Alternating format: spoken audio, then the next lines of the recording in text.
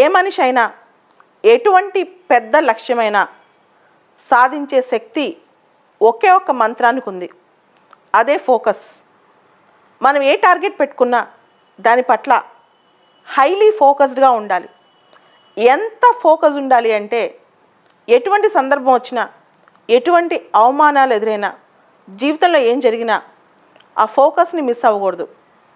ఏమైనా అవమానం కానీ, ఏదైనా ఛాలెంజ్ కానీ వచ్చిందనుకోండి, మనం ఒక లక్ష్యం చేసేటప్పుడు ఆ లక్ష్యం చేరువయ్యే ముందు అలాంటి ఛాలెంజ్ వచ్చినప్పుడు, అలాంటి అవమానం వచ్చినప్పుడు మనం ఇంకా కఠినంగా తయారవ్వాలి.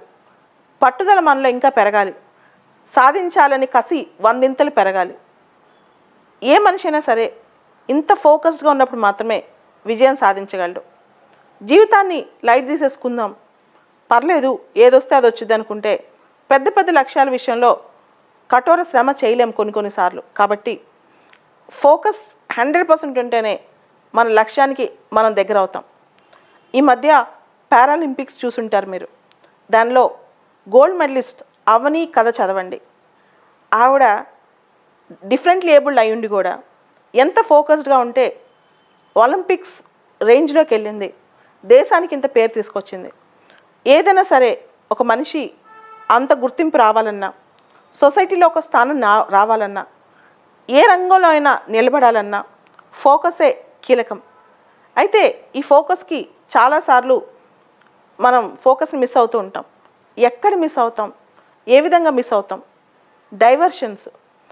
మానవ బుద్ధి అనేదే చపల చిత్తం గలది.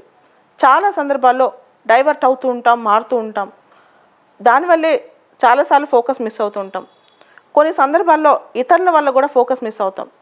సో ఏది జరిగినా సరే మన ఫోకస్ అసలు మిస్ అవ్వకూడదు. దీనికి ఒక చిన్న టెక్నిక్.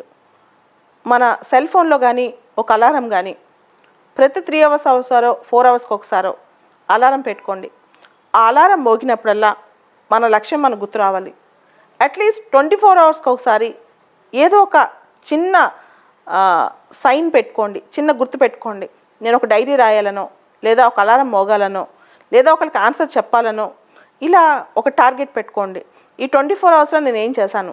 సో ఇలా లక్ష్యం పెట్టుకుని ఒక లాగ్ బుక్ పెట్టుకుని మనం టార్గెట్తో పనిచేయటం వల్ల కొన్ని సంవత్సరాలైనా మన లక్ష్యం కోసం కృషి చేయగలం. అది ఎంత పెద్ద లక్ష్యమైనా సాధించగలం. కానీ దానికి రిమైండర్స్ చాలా అవసరం మనిషికి. ఎందుకంటే హ్యూమన్ మైండ్, మన మనసు కొన్నిసార్లు డైవర్ట్ అవుతూ ఉంటుంది. కాబట్టి ఒక రిమైండర్ పెట్టుకుని మనం పనిచేస్తుంటే ఖచ్చితంగా అనుకున్న మార్గం చేరగలం.